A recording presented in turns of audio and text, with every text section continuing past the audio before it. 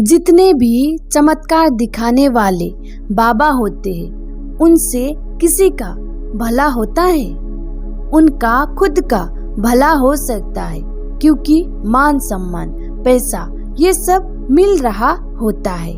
इसी को ही भला कहना हो तो उनका ही भला हो सकता है, और किसी का नहीं। और का तो जीवन और नर्क में जाएगा। वे लोग तो और फंस रहे हैं माया में। ऐसों को देखकर उन्हें ईश्वर मान बैठते हैं। इंसान कितना लालची है, ईश्वर को भी अपनी लालच के लिए इस्तेमाल करते हैं। अपनी लालच पूरी करने के लिए ईश्वर को भी लोभ देता है। ईश्वर मेरा ये काम बन जाए तो ये चढ़ाऊंगा, फिर काम बन गया तो ईश्वर बहुत अच्छा है, नहीं बना तो फिर दूसरा पकड़ लेंगे। इंसान कितना डरपोक है। ऐसे बाबाओं के पास ऐसे डरपोक लोग जाते हैं जिन्हें बहुत कुछ चाहिए होता है। अपना काम बनाने के लिए जाते हैं। खुद में ना सोचने की क्षमता है ना समझने की, और रोते हुए पहुंच जाते हैं ऐसे बाबाओं के पास। बाबा जी चमत्कार कर दीजिए। फिर बाबा जी बैठे हैं इसी काम के लिए, डरपोक के लिए दुकान खोल के, आओ ठीक कर देंगे। ऐसी बाबा लोगों को और कमजोर बनाते हैं, लोगों को अपने ऊपर आश्रित बनाते हैं। अब लोगों को हर छोटी छोटी चीज पर सहारा चाहिए। वे डरते रहेंगे हर छोटी छोटी चीजों पर, कुछ काम बिगड़ ना जाए, कुछ अनहोनी ना हो जाए। उन्हें लगता है इनका उपाय बाबा जी के पास है। कुछ काम बिगड़ता है तो बाबा जी झट से आपका काम क्या संवार देंगे। बाबा जी भी बोलेंगे कुछ समय लग सकता है। समय में तो अच्छा बुरा होना ही है। सब अच्छा ही अच्छा, सब बुरा ही बुरा कभी नहीं होता है। काम बिगड़ क्यों गया, गलती कहाँ हो गया, पहले वो देखना है, और उसको ठीक करने में समय तो लगता ही है। समय में सब ठीक होता है, और होनी अनहोनी को कोई टाल नहीं सकता। आप कैसे भी बाबा जी के पास जाओ, जिसका मृत्यु सामने आया है उसे वे टाल नहीं सकते। जो अच्छा होना जो बुरा होना वो होता ही रहेगा। प्रकृति के नियम के अनुसार संसार चलता ही रहेगा।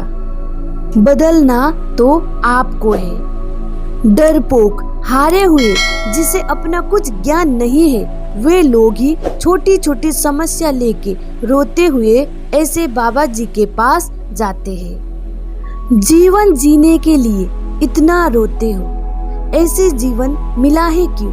बस खाने पीने सोने के लिए, इसी के लिए रोते रहते हो। किसका जीवन में संघर्ष नहीं होता है, किसके जीवन में दुख नहीं होता।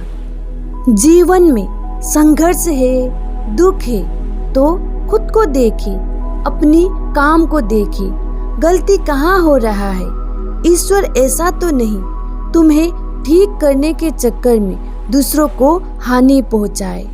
आप किसी का शिकायत लेके जाते हो तो ईश्वर का यही काम है कि तुम्हें ठीक करने के चक्कर में तुमने जिसका शिकायत किया था उसका हानि कर दे। ईश्वर को इतना नीच समझते हो। यहाँ अपनी ताकत खुद दिखाना है। ईश्वर ने सब कुछ दिया ही हुआ है। शरीर है, सोचने समझने के लिए दिमाग है, काम करने के लिए हाथ पैर है, देख भी सकते हो, सुन भी सकते हो, फिर भी रोते रहते हो। खुद में सामर्थ्य नहीं है, खुद में बुद्धि नहीं है, खुद में साहस नहीं है। दिमाग ऐसे पड़े है कि कुछ काम का नहीं है। ईश्वर भी चौंक जाते होंगे। इंसान गजब की चीज है।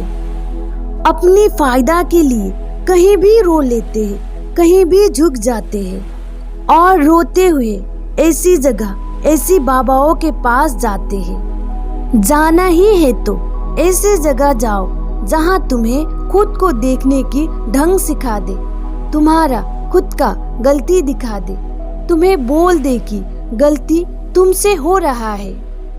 रोना छोड़कर शांत हो जाओ, पहले अपना गलती सुधारो, फिर आसपास देखो। पूरा ब्रह्मांड ईश्वरमय है।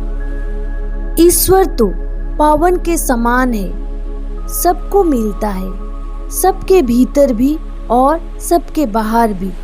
अच्छे हो या बुरे हो, कोई भी जाति का हो, कीट पतंग हो, सबको पवन किसी में भेद नहीं करता।